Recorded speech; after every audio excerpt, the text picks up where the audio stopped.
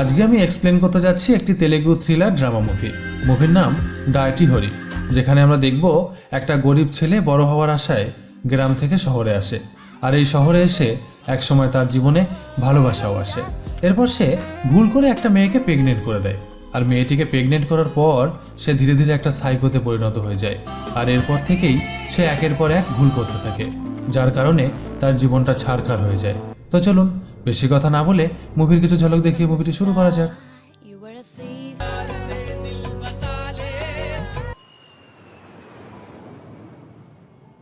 By road London వెళ్ళొచ్చాడు మొన్న. London by road. Jos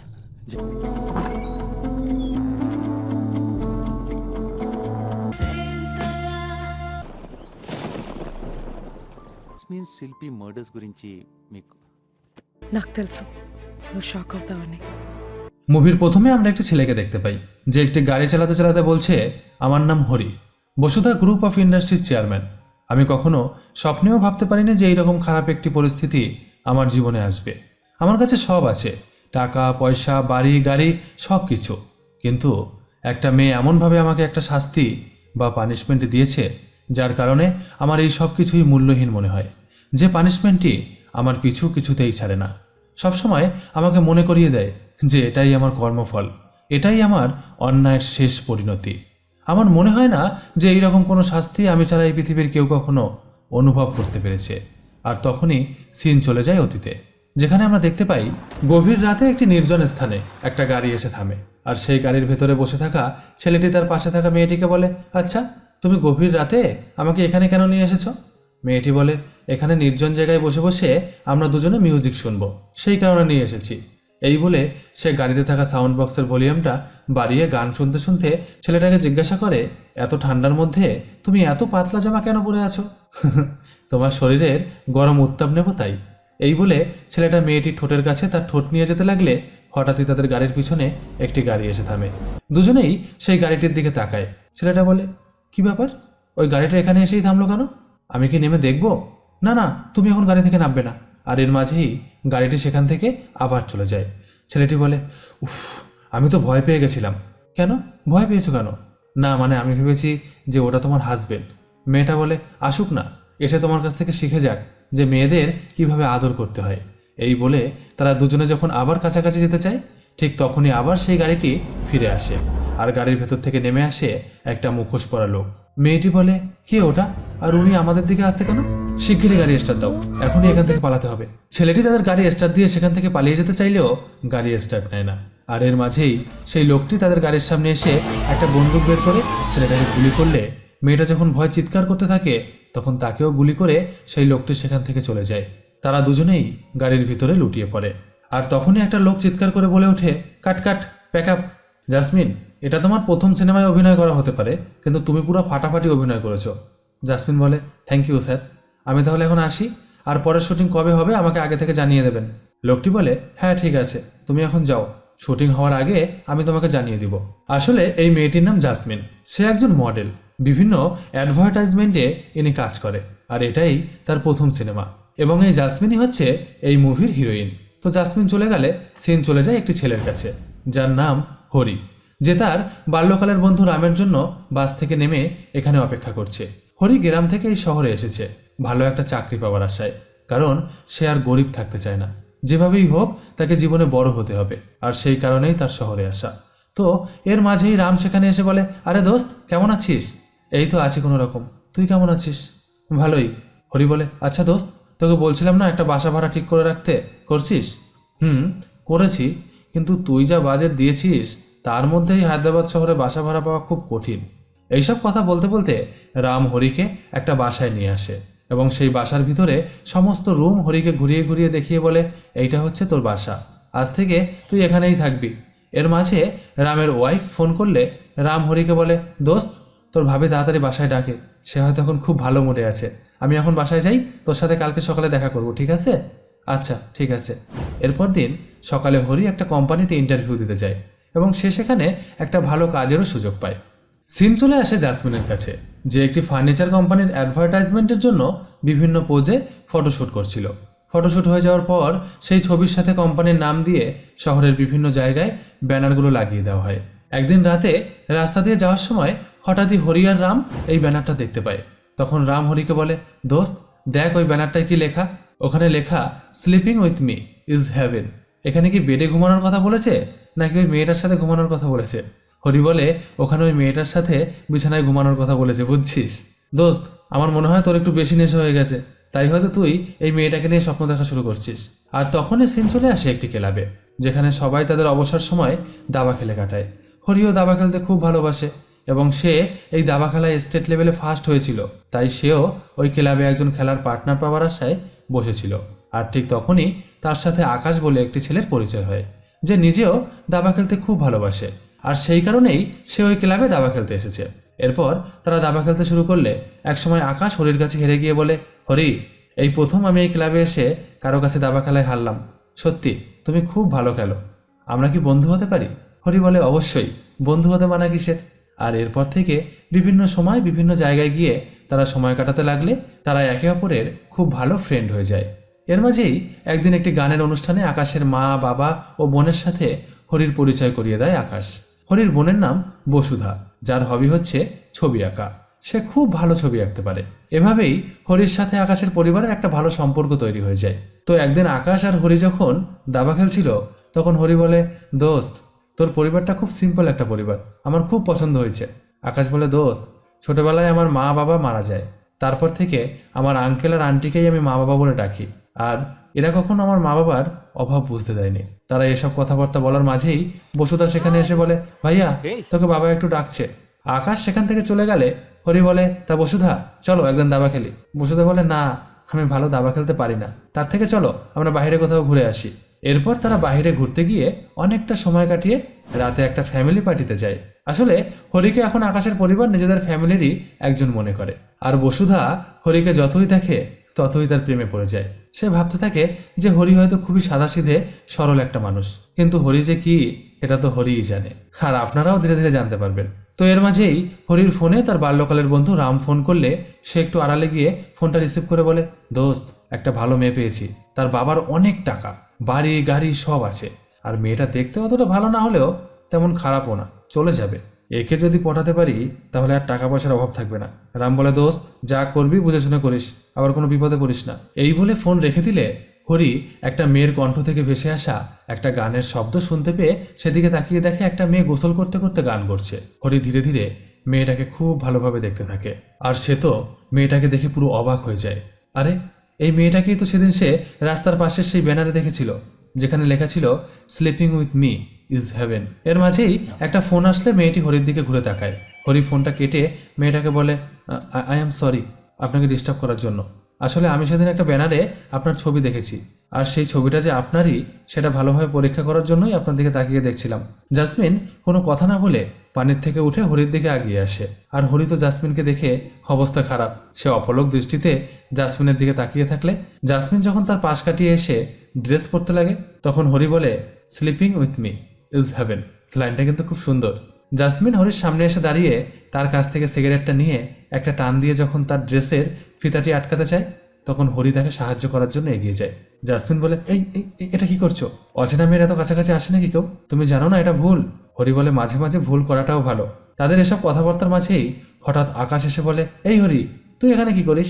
আরে দোস্ত একটা ফোন এসেছিল তো, তাই এখানে এসে কথা বলতে বলতে এনার সাথে দেখা হয়ে গেল। ওহো তাই বল, এ হচ্ছে আমার গার্লফ্রেন্ড জাসমিন, একটা মুভিতে বর্তমানে অ্যাক্টিং করছে। হরি বলে, ও তাই, খুব ভালো। আর জাসমিন এ হচ্ছে আমার বেস্ট ফ্রেন্ড হরি। তাদের পরিচয় পর্ব শেষ হয়ে যাওয়ার পরে জাসমিন আকাশকে বলে, আকাশ আমি আমার ড্রেসটা চেঞ্জ করে আসি, ঠিক আছে? আকাশ বলে, ঠিক আছে যাও। জাসমিন চলে যাওয়ার পর আকাশ হরিকে বলে, জানিস দোস্ত 3-4 মাস আগে একটা পার্টিতে জাসমিনের সাথে আমার পরিচয়, আর তারপরে আমাদের ভালোবাসা। আমি ওর জন্য পুরাই পাগল, জানিস? হরি বলে, পাগল তো হবি, কারণ ও তো পাগল হওয়ার মতোই জিনিস। এরপর সিন চলে যায় অন্য আরেকটি দিনে, যেখানে বসুধা হরিকে নিয়ে একটা জুয়েলারি শপে যাওয়ার পর একটা সুন্দর খুব দামি উপহার তাকে গিফট করে। আর এরপর থেকেই তারা বিভিন্ন জায়গায় বিভিন্ন সময় ঘোরাঘুরি করতে লাগলে বসুধা আস্তে আস্তে হরির খুব কাছাকাছি চলে আসে, আর এতটাই কাছাকাছি চলে আসে যে আবেগ সামলাতে না পেরে একসময় ওই কাজটাও তারা করে ফেলে। এর মাঝেই একদিন বসুধা তার বাবার কাছে গিয়ে বলে, বাবা তোমার কোম্পানিতে কি কোনো পোস্ট খালি আছে? মা বলে কেন? না মানে হরি এখন যে কোম্পানিতে কাজ করে সেই কোম্পানিটা অত ভালো না, তাই হরিকে যদি একটা জব আমাদের কোম্পানিতে দেওয়া যায় তাহলে খুব ভালো হয়। বসুধার মা বলে তুমি হরিকে নিয়ে এত কেন ভাবছো? মা, ও আমার বেস্ট ফ্রেন্ড। বসুধার বাবা বলে হ্যাঁ, ছেলেটা সত্যিই খুব ভালো, যেরকম ভালো দাবা খেলে সেরকম নম্র ভদ্র। ঠিক আছে মা, তুই চিন্তা করিস না, হরিকে আমাদের কোম্পানিতে একটা জব দিয়ে দিব। এর কিছুদিনের মধ্যেই হরিকে বসুধাদের কোম্পানিতে একটা ভালো পোস্ট দেওয়া হয়। তো একদিন হরি যখন অফিসের কাজকর্ম সেরে বাইরে আসে তখন হঠাৎই জাসমিনের সাথে তার দেখা হয়ে যায়। জাসমিন বলে হে হরি, কেমন আছো? এই তো ভালোই, তুমি এখানে? না মানে আমি যে মুভিটা করছি সেই প্রডিউসারের অফিস এখানে, নেক্সট শুটিং নিয়ে কথাবার্তা বলতে এসেছি। কিন্তু তোমাকে দেখে তো খুব টেনসড লাগছে, তুমি এত চিন্তা করছো কেন? আসলে হরি, এটা আমার প্রথম সিনেমা তো, তাই খুব চিন্তা হচ্ছে। এই সিনেমাটা ভালোভাবে করতে না পারলে নেক্সট সিনেমাগুলোতে আমাকে আর ডাকবে না। হরি বলে আরে ধুর, তুমি এত চিন্তা করছো কেন? দেখবে তোমার মুভিটা সুপার হিট হবে। যাই হোক, তোমার কি প্রডিউসারের সাথে মিটিং করে আসতে দেরি হবে? জাসমিন বলে না না, এখনই হয়ে যাবে, তুমি একটু অপেক্ষা করো, তারপর আমরা একসাথে বাসায় যাব, ঠিক আছে? হরি বলে ঠিক আছে। এরপর জাসমিন চলে গেলে হরি একটা গাছের তলায় বসে জাসমিনের অপেক্ষা করতে লাগলে। কিছুক্ষণ পরেই জাসমিন তার কাজ শেষ করে ফিরে এসে হরির হাত থেকে সিগারেটটা নিয়ে টানতে টানতে বলে হরি, এদের দ্বারা সিনেমা করা হবে না, এখন ওনাকে নেক্সট শুটিং এর জন্য টাকা পয়সাই অ্যারেঞ্জ করতে পারেনি। আমার কিচ্ছু ভালো লাগছে না, চলো তো একটু ড্রিঙ্ক করি, না হলে মাথাটা ঠান্ডা হবে না। হরি আর কি করে, শেষে জাসমিনকে নিয়ে একটি জায়গায় গিয়ে দুজনে মিলে লাল পানি খেতে লাগলে। জাসমিন বলে জানো হরি, আমার মা না দেখতে খুব সুন্দর ছিল, খুব হাসি খুশি থাকতো সব সময়, কিন্তু হঠাৎ একদিন বাবা আমাদের ছেড়ে কোথায় যেন চলে যায়। এরপর থেকে আমার মা কিরকম যেন পাল্টে যেতে থাকে, সব সময় মদ খেয়ে নেশায় মত্ত হয়ে পড়ে থাকতো। আর সেই কারণে আমার মায়ের মাথা এখন ঠিকঠাক কাজ করে না, সে কাউকেই ঠিকঠাকভাবে চিনতে পারে না। হরি বলে সত্যি খুব খারাপ লাগলো। যাই হোক, এসব কথা বাদ দাও, তারপর বলো আকাশের সাথে তোমার বিয়ের প্ল্যান কি? বিয়ে তো করতেই চাই, কিন্তু একটু সমস্যা আছে। আসলে আকাশের আন্টি আমার প্রফেশন পছন্দ করে না, সে চায় না যে আমি সিনেমা জগতে থাকি, আর তারপর আমি আবার খ্রিস্টান, তাই তার একটু আপত্তিও আছে। কিন্তু আকাশ বলেছে খুব তাড়াতাড়ি সবকিছু ম্যানেজ করে নেবে, ও ম্যানেজ করে নিলে তারপর দেখি কি করা যায়। তো তোমার আর বসুধার ব্যাপারটা কি? মোটামুটি ভালোই চলছে, বাট আমি ভাবছি যে বসুধার মা আমাদের রিলেশনের কথা শুনে কিরকম রিয়েক্ট করবে কে জানে। বাই দ্য ওয়ে, তোমার ঘাড়ের তেলটা কিন্তু তোমাকে আরো স্পেশাল করে তুলেছে। ও তাই বুঝি, এটাকে পছন্দ করো? না না, শুধু পছন্দ না, খুব পছন্দ করি। তুমি এটাকে টাচ করতে চাও? হরি বলে টাচ করতে দিলে তো ভালোই হয়। জাসমিন বলে আমার শরীরের অনেক জায়গায় অনেক তিল আছে, তুমি সেগুলোও টাচ করতে চাও নাকি? হ্যাঁ। এই কথা শুনে হরি হাসতে লাগলে জাসমিন বলে তুমি সত্যিই আমার জন্য বিপজ্জনক, কিন্তু মজার। এরপর সিন চলে আসে পরদিন সকালে। জাসমিন আকাশের বাড়িতে এসে আকাশের সাথে দাবা খেলছিল। ঠিক এই সময় আকাশের আন্টি জাসমিনকে বলে তো জাসমিন, তোমার সিনেমার শুটিংয়ের কাজ কীরকম চলছে? জাসমিন বলে এখন শুটিং বন্ধ আছে, তবে খুব তাড়াতাড়ি চালু হবে। একটা কথা বলি জাসমিন, কিছু মনে করো না, এসব আলতু ফালতু কাজ বন্ধ করে তুমি আমাদের কোম্পানিতে জয়েন করে যাও, সেটাই তোমার জন্য ভালো হবে। আকাশ বলে আন্টি, ও যেটা করতে চাইছে করুক না, ওকে এইভাবে ডিমোটিভেটেড করো না প্লিজ। এদিকে এইসব কথা শুনে জাসমিন তো পুরো রেগে লাল হয়ে সেখান থেকে বাইরে বেরিয়ে চলে যেতে লাগলে। হরি জাসমিনকে দেখে তার পিছু নেয়। জাসমিন হাঁটতে হাঁটতে একটা নির্জন স্থানে আসে, আর তখন হরি বলে এই জাসমিন, তোমার কি হয়েছে? হরি, আমার এখন ভালো লাগছে না, তুমি একটু ড্রিঙ্কের ব্যবস্থা করতে পারবে? হরি বলে আরে তুমি তো ড্রিঙ্ক করলে পুরো পাগল হয়ে যাও আর খুব রোমান্টিক হয়ে যাও, যদি তুমি আমার সাথে কিছু করে ফেলো তখন কি হবে? জাসমিন বলে ঠিক আছে, তাহলে তুমি আমাকে একটা সিগারেট দাও। হরি একটা সিগারেট ধরিয়ে জাসমিনকে দিলে সে বলে ওই মহিলা আমাকে সব সময় অপমান করে, আমি আমার জীবনটা আমার মতো করে বাঁচতে চাই, উনি এত অ্যাডভাইস দেওয়ার কি আমাকে? ফালতু লোক একটা, আমার কাজ নিয়ে যে এদের এত কেন সমস্যা আমি বুঝি না। হরি বলে কে তোমার কাজকে সম্মান করে বা না করে আমি জানি না, কিন্তু আমি তোমার কাজকে খুব সম্মান করি। এই কথা শুনে জাসমিন হরির কাঁধে মাথা রেখে বলে সত্যি হরি, তুমি খুব ভালো। এরপর তারা ধীরে ধীরে কখন যে কাছ থেকে আরও কাছে চলে আসে নিজেরাও বুঝতে পারে না, এবং একসময় সেই চরম কাজটাও তারা দুজনে করে ফেলে, আর এটাই তাদের জীবনে কাল হয়ে দাঁড়ায়। তো চলুন সামনে কি হয় দেখা যায়। সিন চলে আসে জাসমিনের কাছে। সে তার প্রডিউসারদের সঙ্গে শুটিং নিয়ে মিটিং করতে বসলে হঠাৎ বলে আমার না মাথাটা খুব ব্যথা করে, আপনারা মিটিং করেন, আমি চললাম। জাসমিন বাইরে বেরিয়ে গেলে প্রডিউসার জাসমিনের বান্ধবী রাউডিকে জিজ্ঞাসা করে কি হয়েছে জাসমিনের? রাউডি বলে ও একটা ছেলেকে ভালোবাসে, তাতে কি হয়েছে, এটা তো ভালো কথা, কিন্তু সমস্যা হলো অন্য আরেকটা ছেলের সাথে ভুল করে ওইসব করে ফেলছে। প্রডিউসার তো অবাক। সিন চলে আসে একটা নৃত্য অনুষ্ঠানে, যেখানে আকাশ, জাসমিন, হরি, বসুধা সবাই যখন সেই নৃত্য অনুষ্ঠানে বসে অনুষ্ঠান দেখছে, ঠিক তখনই জাসমিনের ফোনে একটা ফোন আসলে সে বাইরে গিয়ে কথা বলতে লাগে। এর মাঝেই হরি সেখানে গিয়ে বলে, জাসমিন, আমি তোমাকে কতবার ফোন করেছি, ফোন ধরোনি কেন? আসলে আমি একটু ব্যস্ত ছিলাম তো তাই। জাসমিন, তুমি আমাকে অ্যাভয়েড করছো কেন? দেখো হরি, যেটা হওয়ার হয়ে গেছে। আমি তখন আমার কন্ট্রোলে ছিলাম না, তাই ভুল করেই আমি এটা করে ফেলেছি। প্লিজ তুমি এসব কিছু ভুলে যাও। জাসমিন, আমি তোমাকে কখনো ভুলতে পারবো না। জাসমিন বলে, প্লিজ হরি, তুমি এভাবে বলো না।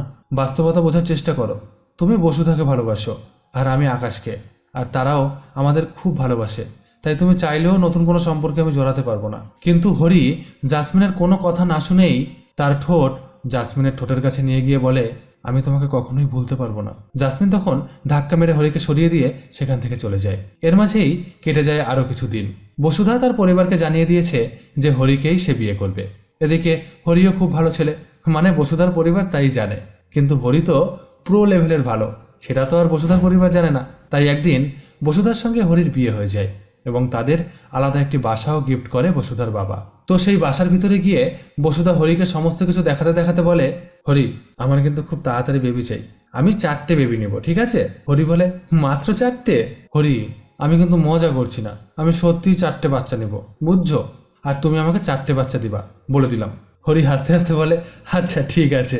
পরদিন সকালে হরি আর আকাশ যখন বসে বসে দাবা খেলছিল, তখন হঠাৎ করে আকাশ দাবা খেলা ছেড়ে উঠে গেলে হরি জিজ্ঞাসা করে, দোস্ত, কি হয়েছে তোর? আকাশ বলে, হরি, আমার সাথে জাসমিনের ব্রেকআপ হয়ে গেছে। কি বলিস তুই? Are you serious? তোদের সামনের মাসে বিয়ে, আর এখন তুই এই কথা বলিস? না রে হরি, ওকে আমি আর বিয়ে করতে পারবো না। ওকে বিয়ে করলে আমার ফ্যামিলিতে খুব প্রবলেম হবে। তাছাড়া জাসমিন খুব হট মেজাজি মেয়ে। অত হট মেজাজি হলে কি করে হবে বল? আঙ্কেল আন্টির সাথে ও কোনোদিনও একসাথে থাকতে পারবে না, আর আমার সাথে ওর অনেক প্রবলেম হচ্ছে। সেই কারণেই আমি ওকে ব্রেকআপ করে দিয়েছি। হরি তো এইসব কথা শুনে অবাক হয়ে যায়। সে তো ভাবতেই পারে না যে এইরকম একটা ঘটনা ঘটে যাবে। এদিকে আকাশের সাথে জাসমিনের ব্রেকআপ হয়ে যাওয়ার পর হরির তো আর জাসমিনের সাথে দেখাও হয় না। তখন হরি জাসমিনকে ফোন করে, কিন্তু ফোন বন্ধ।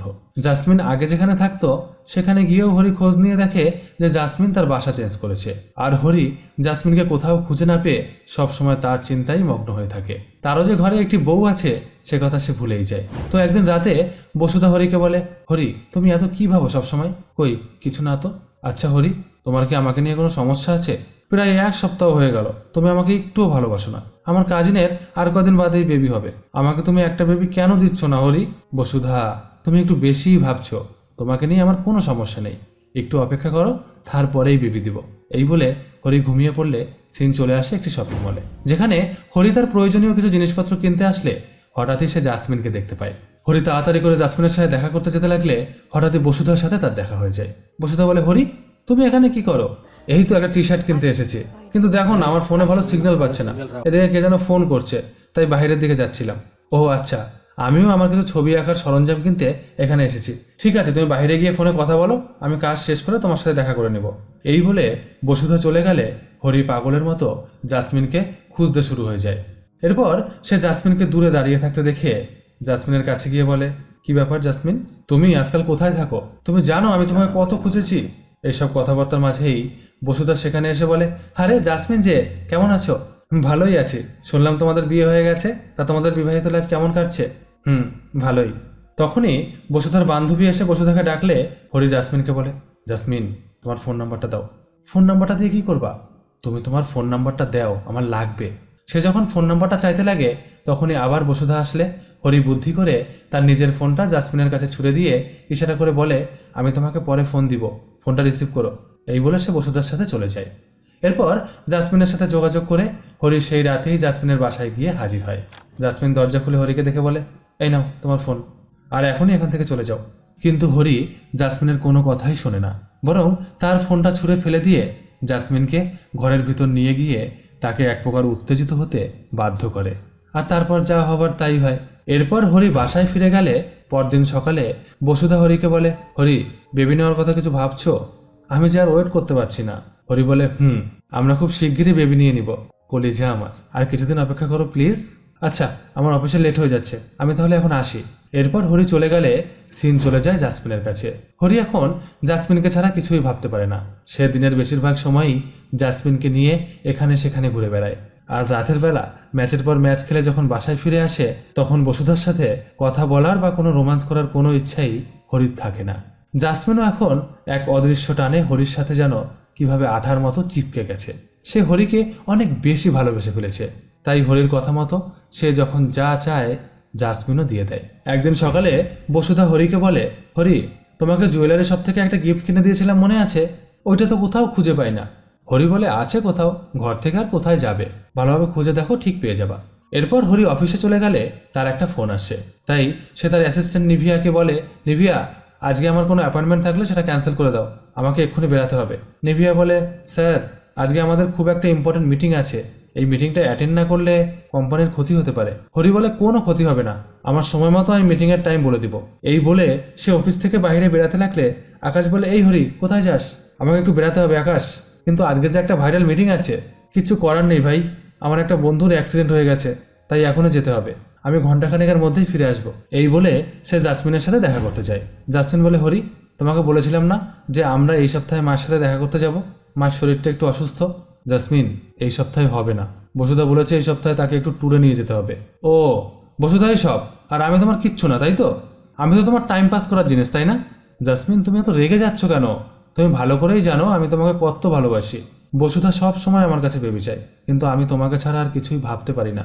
আমি তোমার উপর অ্যাডিক্টেড হয়ে গেছি জাসমিন, আমি তোমাকে ছাড়া বাঁচতে পারবো না। হরির এসব কথা শুনে জাসমিনের মাথা একটু ঠান্ডা হলে সিন চলে আসে কিছুদিন পরে, যেখানে বসুধাদের বাড়িতে কিছু রিলেটিভ আসলে তারা সবাই যখন একত্রিত হয়ে সকালের নাস্তা করছিল, ঠিক তখনই জাসমিন হরিকে ফোন করে। হরি ফোনটা রিসিভ করে একটু দূরে গিয়ে কথা বলতে লাগলে জাসমিন বলে, হরি, আমি তোমাকে খুব মিস করছি, তুমি কি আজকে আমার সাথে দেখা করতে পারবে? হরি বলে, আমিও তোমাকে খুব মিস করছি জান, কিন্তু আজকে তো আমি তোমার সাথে দেখা করতে পারবো না, ইভেন কালকেও আমি তোমার সাথে দেখা করতে পারবো না, আমি তোমার সাথে পরশুদিন দেখা করি। হরি, তোমার সাথে দেখা করাটা আমার খুবই প্রয়োজন। আচ্ছা ঠিক আছে, আমি তোমাকে পরে কল দিব, এখন রাখি, কেমন, বাই। আর ওই রাতেই যখন বসুধার পরিবারের সবাই মিলে ডিনার করছিল, তখন একজন এসে হরিকে বলে যে কেউ একজন তাকে ফোন করেছে। হরি সেখানে গিয়ে ফোনটা রিসিভ করে দেখে জাসমিন। জাসমিন, তুমি কি পাগল? এই নাম্বারে কেন কল দিয়েছো? তোমার ফোনে ফোন ঢুকছে না, তাই এই নাম্বারে কল দিয়েছি। আচ্ছা ঠিক আছে, যা বলার তাড়াতাড়ি বলো, তুমি কখন আমার সাথে দেখা করবে? হরি বলে, আমি কালকে তোমার সাথে দেখা করব, পাক্কা। আমি কালকে পর্যন্ত অপেক্ষা করতে পারবো না। হরি, কেন, এত আর্জেন্ট কি হয়েছে? আসলে আমি প্রেগনেন্ট। এই কথা শুনে তো হরি একদম চুপ মেরে যায়। হরির পায়ের তলা থেকে মাটি সরে যায়, তার মাথাটা যেন কীরকম চক্কর মারতে লাগে। তারপর সে নিজেকে কোনো রকম সামনে নিয়ে বলে, ঠিক আছে, আমি তোমার সাথে কালকে দেখা করব। এই বলে সে ফোনটা কেটে দিয়ে আবার বসুধাদের কাছে ফিরে গেলে বসুধা বলে, কে ফোন করেছিল? হরি বলে, আমার সেক্রেটারি নিভিয়া। আকাশ বলে, কিন্তু নিভিয়া তো ওর দেশের বাড়িতে গেছে, এখন কেন ফোন করছো? হরি ঘাবড়ে গিয়ে বলে, না মানে আসলে আমি ওকে বলেছি যে ও যেখানেই থাকুক না কেন, আমার কখন কোথায় অ্যাপয়েন্টমেন্ট আছে সেটা যেন আমাকে মনে করিয়ে দেয়, তাই মনে করিয়ে দেওয়ার জন্য ফোন করেছিল।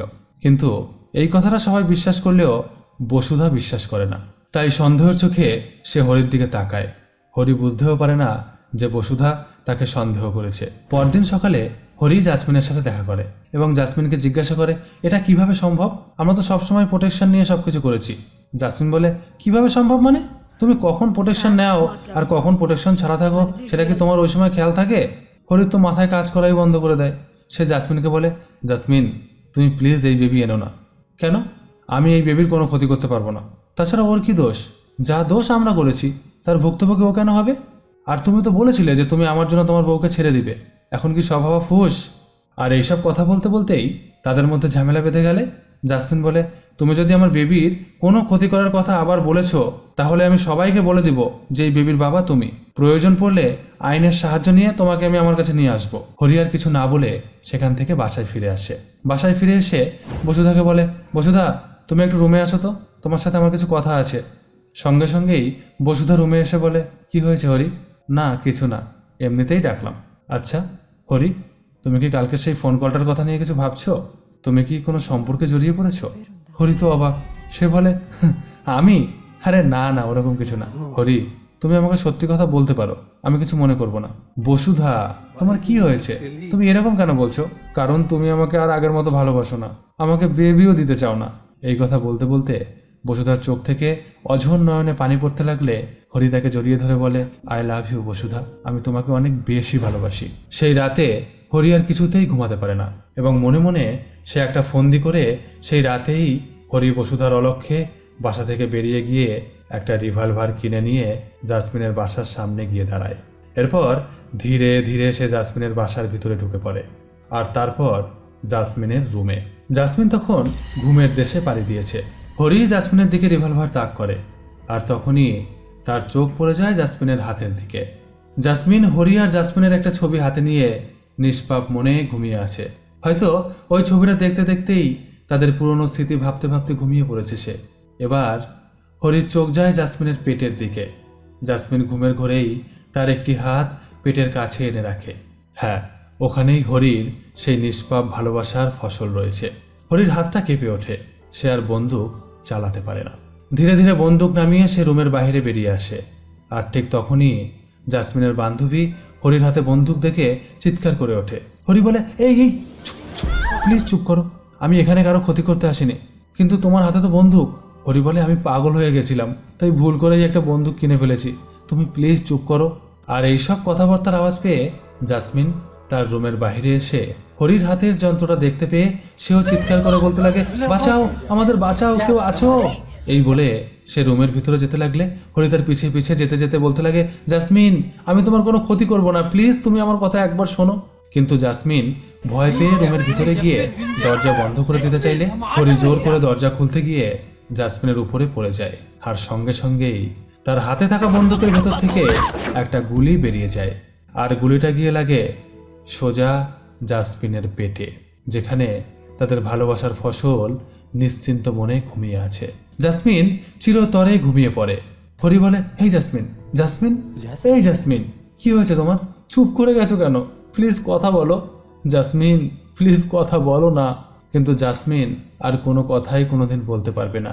এর মাঝেই জাসমিনের বান্ধবী ঘরে ঢুকে এই অবস্থা দেখে চিৎকার করতে লাগলে হরির মাথা আর ঠিক থাকে না। সে বলে, তোর জন্যই আমার জাসমিন কথা বলছে, তোকে আজকে শেষ করে দেব। এই বলে সে আর একবার বন্দুকের ট্রিগারটা জাসমিনের বান্ধবীকে লক্ষ্য করে টিপে দেয়। আর সঙ্গে সঙ্গে জাসমিনের বান্ধবীও চিরতরে ঘুমিয়ে পড়ে।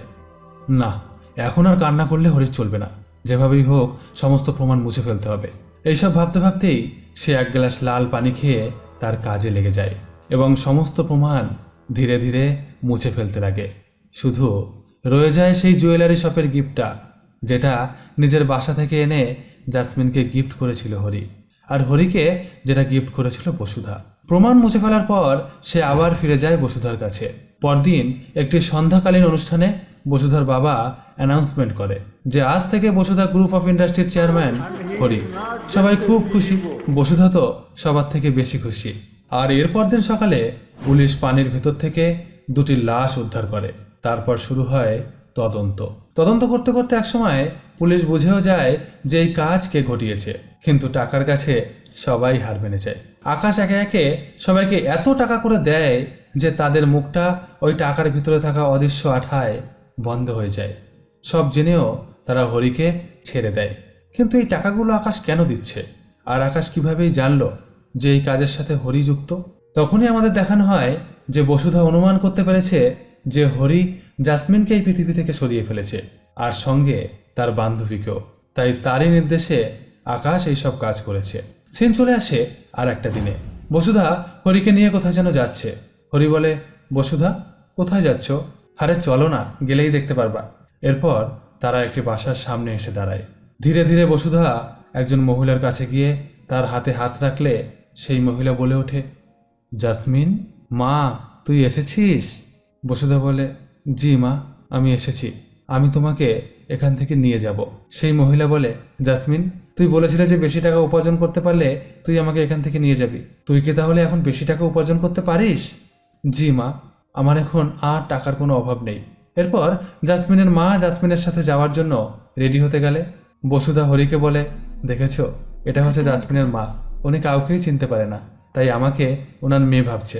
জাসমিনের মা রেডি হয়ে গেলে বসুধা তাকে নিয়ে যখন বাসায় ফিরে যেতে লাগে, তখন বসুধা মনে মনে বলতে লাগে, আমি জানি হরি, তুমি খুবই অবাক হচ্ছ, আর আমি এটাও জানি যে তুমি জাসমিনকে চিরতরে ঘুম পড়িয়েছ। তবুও আমি তোমাকে টাকা দিয়ে পুলিশের হাত থেকে বাঁচিয়ে দিলাম। কেন জানো? জাসমিন এই পৃথিবী থেকে চলে গেছে, কিন্তু আমরা তো এই পৃথিবীতে আছি, এই সোসাইটিতেই আমাদের বাস করতে হবে। আর আমি প্রেগনেন্ট, তাই আমি চাই না যে আমার সন্তান এই পৃথিবীতে খুনি বাবার পরিচয় বেঁচে থাকুক। তাছাড়া তোমার অপরাধের বোঝা সে কেন সারা জীবন সাফার করবে? যদি কারো সত্যিই সাফার করতে হয়, তাহলে সেটা একমাত্র তুমিই সাফার করবে। আর সেই কারণেই আমি জাসমিনের মাকে আমাদের বাসায় নিয়ে যাচ্ছি। তুমি যতবার তাকে দেখবে ততবার তোমার অপরাধের কথা মনে পড়বে, আর এটাই তোমার জন্য বিগেস্ট পানিশমেন্ট। এইসব ভাবতে ভাবতেই বসুধা হঠাৎ হরিকে বলে, হরি, তোমার মনে আছে জুয়েলারি শপ থেকে তোমাকে একটা গিফট কিনে দিয়েছিলাম, আর সেটা আমি কোথাও খুঁজে পাচ্ছিলাম না। এই দেখো, সেটা আমি খুঁজে পেয়েছি। এটা এখন থেকে সবসময় আমি আমার বেডরুমে রাখবো, আর কখনো হাতছাড়া হতে দিব না। এবার সে আবার মনে মনে বলে, আমি জানি এখন তুমি সব বুঝে গেছো যে তুমি কি কি করেছো। ব্যাস এটুকুই। জীবনে আর কখনো আমি এই টপিক নিয়ে তোমার সাথে আলোচনা করব না, কিন্তু এই টপিকটা তোমাকে সারা জীবন কুড়ে কুড়ে খাবে। আর এখানেই মুভিটি শেষ হয়ে যায়। ভাই, ভালোবাসা বলে এই পৃথিবীতে কিছুই নেই। এটাও একটা গিভ অ্যান্ড টেক পলিসির ব্যবসা। ভালোবাসলে ঠকতেই হবে, সেটা আজ হোক কিংবা কাল। আর তার মূল্য কখনো জীবন দিয়ে দিতে হয়, আর কখনো আজীবন দিয়েও শেষ করা যায় না। যাই হোক, মুভিটা কেমন লাগলো কমেন্ট করে অবশ্যই জানাবেন। খুব শীঘ্রই আবার আসছি নতুন আর একটা ভিডিও নিয়ে। ততক্ষণের জন্য পুরোনো ভিডিওগুলো দেখতে লাগেন আর খুব ভালো থাকেন। টাটা।